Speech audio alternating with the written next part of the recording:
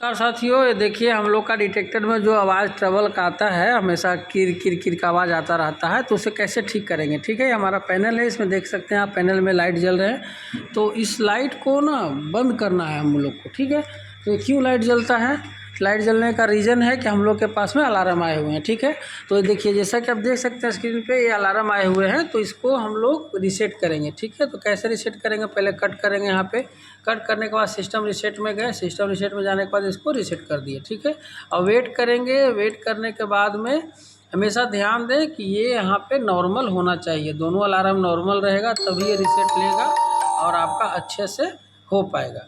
ठीक है, और जैसे ही ये नॉर्मल आपका ख़त्म होगा, जैसे रीसेट ये होगा यानी कि ये गायब हो जाएगा, तो आपका साथ साथ तो जो पैनल में लाइट जो बिलिंग कर रहा है पैनल्स में, वो सभी गायब हो जाएंगे और आपका जो स्पीकर में आवाज़ बज रहा है वो भी ठीक हो जाएगा। तो देखिए जैसे ही गायब हुआ, अब पैनल में भी गायब हो गया। देखिए गायब हो गया, हमारा स्पीकर में जो भी प्रॉब्लम है वो ठीक हो गया है।